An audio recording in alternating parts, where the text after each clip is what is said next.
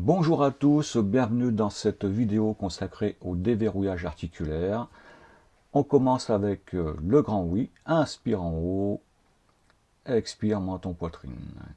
Inspire regard au ciel, expire regard vers la terre. Donc là vous voyez, on est synchronisé avec la respiration, c'est pas comme dans la gym traditionnelle où les mouvements sont beaucoup plus rapides. On passe au grand non, inspire côté, expire de l'autre côté. On peut aussi inspirer côté, expirer au centre et inspirer à nouveau de l'autre côté et ainsi de suite. Bon, ça va dépendre du rythme de votre respiration. Peut-être bien que oui, peut-être bien que non. Vous voyez, inspire, inclinaison latérale. L'idée, c'est l'oreille vient regarder l'épaule. Autrement dit, l'oreille est hardie. Voilà. Donc, attention, ne tournez pas la tête en même temps. Hein, vous voyez, ça c'est pas bon. Hein. Prenez un miroir le cas échéant pour vérifier. Hein. Voilà. On enchaîne ensuite avec la tête de tortue. On inspire en ramenant le menton à la poitrine, puis en le projetant vers l'avant. Et on expire en ramenant la tête dans l'axe. Inspire, expire. Ça simule un peu la tête de tortue qui sort de sa carapace. Hein. Ensuite, c'est la tête de grue. C'est le mouvement inverse. On inspire en projetant le menton vers l'avant, expire en ramenant. Un peu comme si on picorait, hein, à la manière d'un oiseau, la grue étant bien sûr ici un oiseau.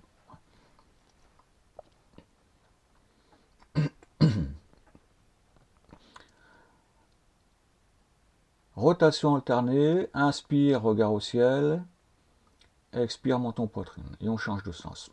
Alors contrôlez bien, faites attention derrière. Le mouvement est lent, alors il y a très peu de risques, mais n'allez pas au-delà de vos possibilités. Inspire ici, expire, menton, poitrine. Et on va terminer par le petit oui. C'est un mouvement très subtil hein, qui part des cervicales hautes. Ça peut faire penser au fameux chien marron qu'on avait sur les banquettes arrière de la voiture. Je vous parle d'un temps que les moins de 20 ans, n'est-ce pas? Voilà. Après ce petit oui, on enchaîne avec les épaules. Donc là, très classique aussi, rotation des épaules. Donc, voilà, on force un peu le trait, hein, quelque part. C'est bien les épaules qui travaillent et non les mains. Hein. Les mains ne font que suivre. Hein. Dans un sens et dans l'autre, bien sûr. Si on le fait assez lentement, on peut synchroniser avec la respiration, hein, mais ce n'est pas une obligation absolue ici. Une alternative, c'est les paumes jointes, on fait des spirales en se penchant vers le bas, et on change de sens en spiralant toujours, en remontant. Voilà.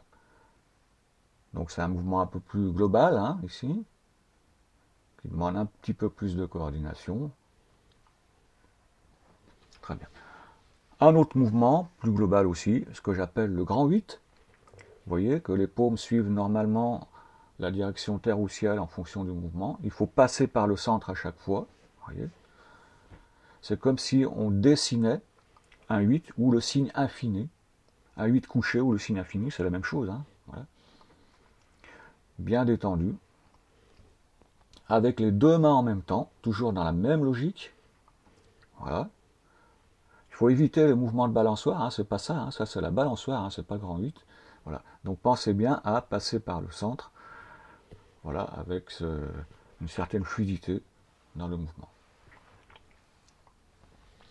On va enchaîner avec les mouvements pour le buste, donc rotation du buste, les épaules bien détendues, les coudes suspendus. Vous voyez ici, le regard suit, la tête suit le mouvement de rotation.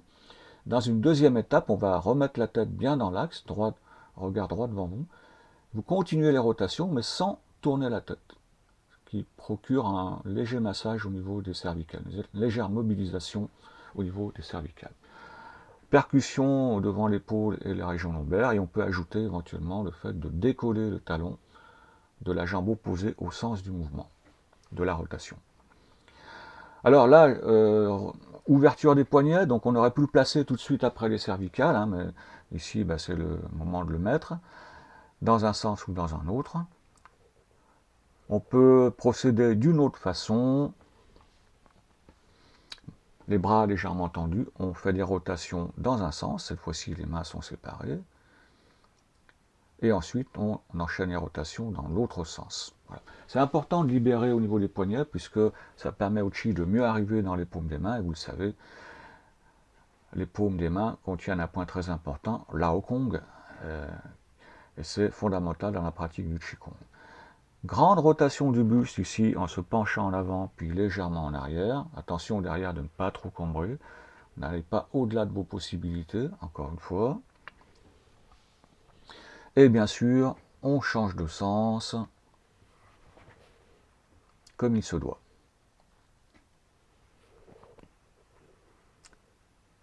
Voilà. On enchaîne avec les rotations, les mouvements des hanches et du bassin. Donc, grande rotation ici, les mains posées sur le haut des fesses, le sacrum en protection.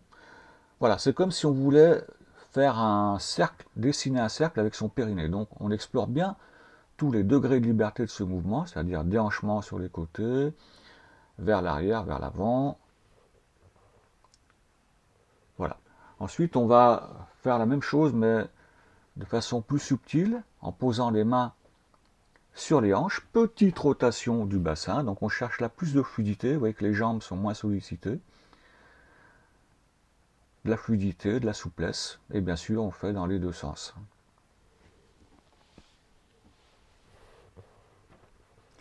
Alors dans le mouvement précédent, lorsqu'on change de sens, de préférence, on le fait lorsqu'on est vers l'arrière. Maintenant on enchaîne les mouvements pour les jambes, les genoux, les chevilles, mains sur les genoux, flexion, extension. On essaie de garder les mains sur les genoux. Hein. Voilà. Flexion, extension complète. Et ensuite, on va faire en flexion des rotations dans un sens. Donc ça permet là aussi de travailler, bien sûr, la souplesse des chevilles. Et bien sûr, dans l'autre sens.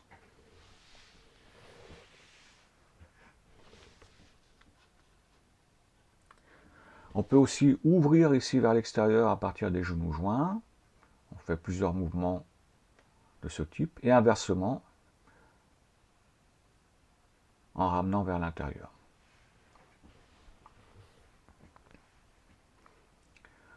On en arrive au mouvement pour les chevilles. Plusieurs possibilités. En équilibre sur une jambe, donc on fait des flex-extensions, puis des rotations dans un sens et dans l'autre. Donc ici, ça permet aussi de travailler l'équilibre et l'ancrage, hein, très important en Qigong. Et bien sûr, on fait la même chose pour l'autre cheville. Flexion-extension, rotation dans un sens, rotation dans l'autre. Alors, si on perd l'équilibre, eh ben, on pose simplement la pointe du pied, puis on repart en position. Il n'y a rien de dramatique, hein, ça peut arriver. Voilà. Autre façon de procéder, on décolle les talons et on décolle les pointes. La tête bien droite, comme si on poussait le ciel ici. On peut aussi rester quelque temps sur les pointes avant de poser les talons. Dernière procédure, pied bien écarté, largeur d'épaule, on avance le pied droit en conservant l'écart épaule. Voilà, ici donc on décolle les talons en montant les mains et les pointes en les ramenant. Soit on reste droit, soit voilà, on insiste un peu sur la flexion et sur l'extension. Voilà, c'est vous qui voyez en fonction de vos possibilités. Même chose bien sûr de l'autre côté. Alors tâchez de bien au retour décoller les deux pointes et non pas seulement une. Hein.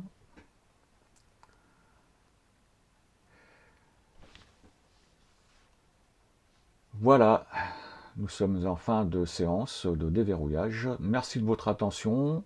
On se retrouve pour la prochaine vidéo avec un debriefing sur les automassages et les déverrouillages articulaires.